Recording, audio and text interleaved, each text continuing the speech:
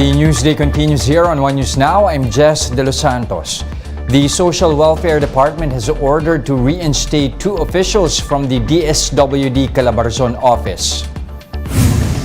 In an interview with One Balita Pilipinas, DSWD Undersecretary Eddie Punay said the 2 sacked officials did not violate any rules following the chaotic relief aid distribution in Noveleta, Cavite.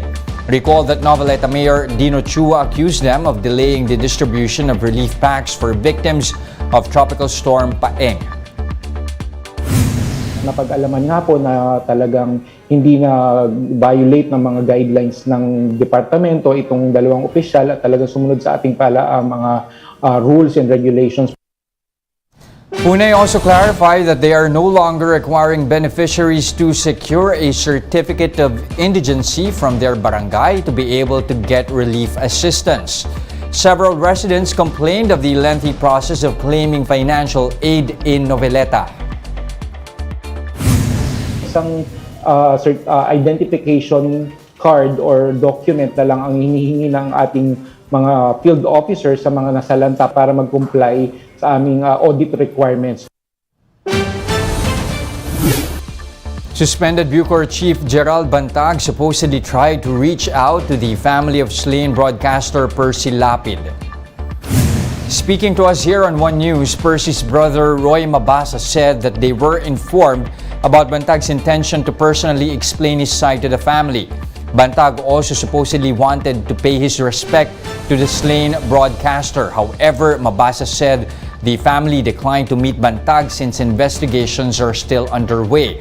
Instead, the Mabasa family is calling on Bantag to come out and clear his name in court.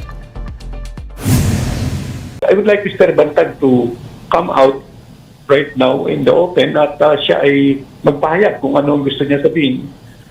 Kung wala po siyang kinalaman dito sa kaso na to, malaya naman siyang magsalita. At kung meron siyang nalalaman na gusto niyang ituro, siguro mas lalong makakabuti para mapabilis yung ginagawang investigasyon ng NBI ng PNP. Now, Justice Secretary Boying Remulla dismissed speculations that there is a bigger mastermind behind the killing of broadcaster Percy Lapid. Remulla said that suspended Bucor Chief Gerald Bantag appears to be the last link to the case. Separate murder complaints have been filed against Bantag in connection to the deaths of Lapid and the alleged middleman June Villamor. Remulla also dismissed former President Rodrigo Duterte's possible involvement in the case. Lapid was a vocal critic of Duterte before he was gunned down last month. However, the Investigation Bureau is not ruling out the possibility that someone bigger than Bantag may be responsible for the ambush. More stories after this short break. Stay with us here on One News Now.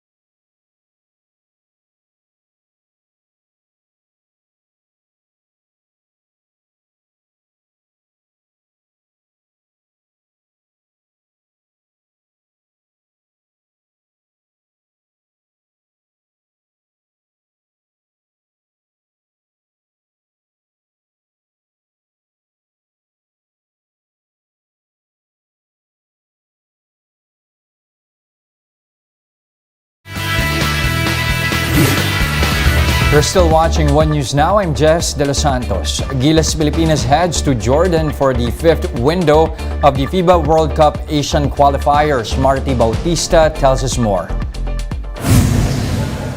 Despite limited time together, Gilas Pilipinas is looking to sweep its two-game assignment in the fifth window of the FIBA World Cup Asian Qualifiers this week.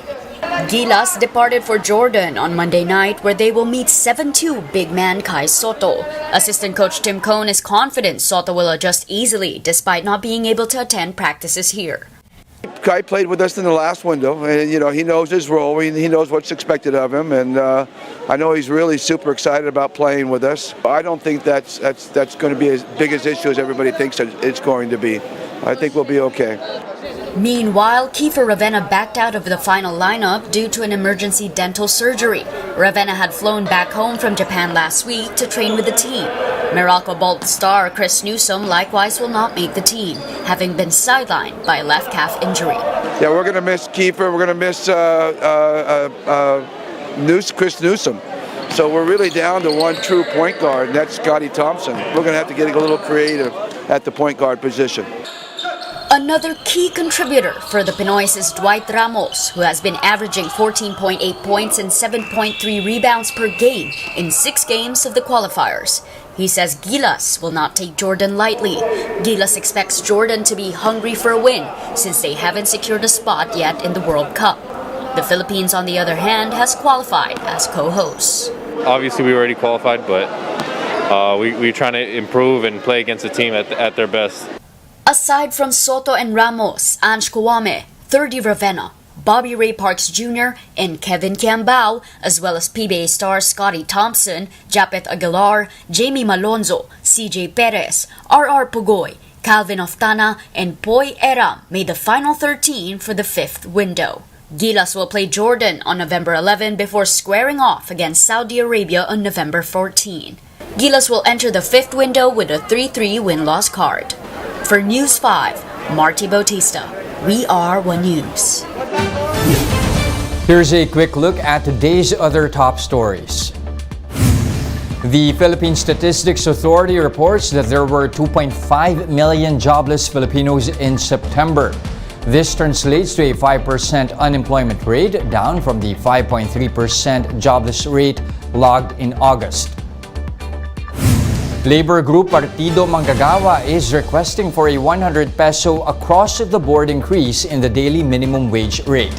The group insists that the current wage rate is not enough to meet the basic needs of workers. Partido Manggagawa added that most minimum wage workers tend to overlook their health due to low pay, which then affects economic productivity. And expect longer mall hours in Metro Manila starting next week. Mall hours will run from 11 a.m. to 11 p.m. from November 14 to January 6 next year. The MMDA says mall operators should notify them 2 weeks ahead before rolling out mall-wide sales. For more updates, visit News 5, The Philippine Star, and Business World online. Visit our website, onenews.ph, for more in-depth analysis. You can also catch One News on the Signal Play app. Register for a free account now at www.signalplay.com and stream One News live anytime, anywhere. I'm Jess De Los Santos. We are One News.